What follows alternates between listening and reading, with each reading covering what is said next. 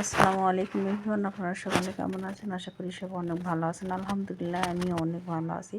আজকে আমি আপনাদের কাছে ভিন্ন স্বাদের নতুন ধরনের একটা রেসিপি নিয়ে চলে আসলাম। আমরা সাধারণত করে দেখবেন হাঁস, মুরগি, গরু, ছাগল অনেক কিছুরই মাংস রান্না করি, কিন্তু আজকে আমি রান্না করব বক পাখির মাংস।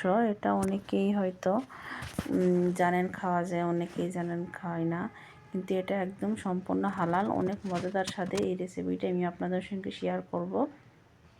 চলুন পুরো ভিডিওটা দেখবেন, স্কিপ করবেন না। অনেক খুব সিম্পল একটা রেসিপি, কিন্তু অসাধারণ স্বাদে। এটা আমি আপনাদের সঙ্গে শেয়ার করব। এখানে প্রথমত একটা বক পাখি, পুরো পাখিটা আমি কেটে ধুয়ে একদম পরিষ্কার করে নিয়েছি। এই যে দেখুন, বক পাখি দেখতে কিন্তু অনেক বড় লাগে, কিন্তু এটা পরিষ্কার করে নিলে ভোয়ালে একদম অনেকটা লম্বা, কিন্তু সে অত মাংস থাকে না, কিন্তু এই হাড়গুলো অনেক মজা লাগে। এর অনেকটা মজাদার। এই পাখির মাংসর চেয়ে দেখবেন মাংসর তরকারিটা অনেক টেস্টি হয়। এই বক পাখি রান্না করার জন্য এখানে আমি পেঁয়াজ কুচি নিয়েছি, রসুন কুচি নিয়েছি, আদা বাটা নিয়েছি, আর গোটা মশলা নিয়েছি। এগুলো দিয়ে রান্না করব। প্রথমে আমি একটা কড়াই বসাই দিলাম। কড়াইটা গরম হয়ে আসতে দিয়ে দিলাম সাদা তেল, আর দিয়ে দিচ্ছি পেঁয়াজ কুচি। পেঁয়াজ কুচিটা আমি হালকা ভেজে নেব। হালকা ভেজে নিয়ে দিয়ে দেবো রসুন কুচি। আস্ত রসুন দিয়েই বক পাখিটা রান্না করতাম। এগুলো হচ্ছে হাইব্রিড, বড় বড় রসুনের কোয়া দেখে আমি একটু কুচি করে নিছি, বাড়ছি না। এই পাখির মাংসটা আস্ত রসুন দিয়ে বেশি ভালো লাগে। একটা দেশি রসুন যদি হয়তো আমি আস্ত কোটা দিতাম, তাহলে আরও অনেক সুন্দর লাগতো। পেঁয়াজটা হালকা ভাজা হয়ে আসতে আমি গোটা মশলাগুলো দিয়ে দিলাম, জিরার ফোড়ন দিয়ে দিলাম। এই যে দেখুন, পেঁয়াজটা ব্রাউন কালার হয়ে আসতে আমি এখানে দিয়ে দিব আদা বাটা। পাখির মাংস মধ্যে একটু আদা বাটাটা একটু বাড়ায় দেওয়ার চেষ্টা করবেন। মশলাটা পুড়ে না যাওয়ার জন্য সামান্য একটু পানি দিয়ে দিলাম স্বাদ মতো লবণ, মরিচের গুঁড়া ও ধনিয়া গুঁড়া, হলুদের গুঁড়া এবং জিরের গুঁড়া দিয়ে আমি সুন্দর করে মশলাটি কষাই নিব। মশলাটি কষাইতে যখন একদম তেল উঠে আসবে, এ পর্যায়ে আমি পাখির মাংসটি দিয়ে দিব। আপনারা যারা দেখবেন এরকম পাখির মাংস পছন্দ করে না, তারা এভাবে একবার হলেও রান্না করে দেখবেন। অনেক মজাদার সাথে।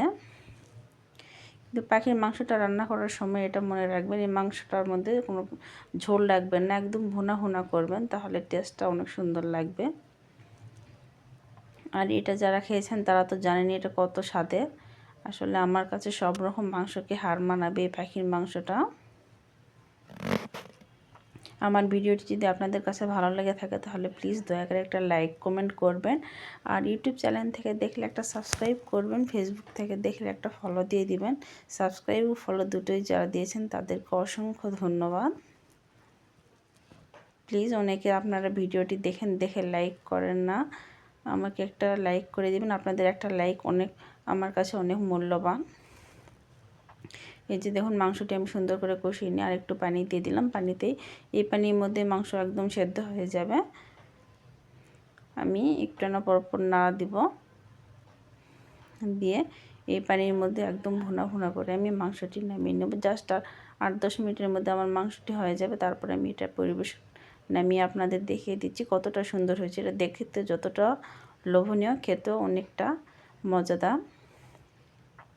এভাবে আপনারা বাসায় একবার হলো ট্রাই করে দেখবেন, অনেক অসাধারণ স্বাদ।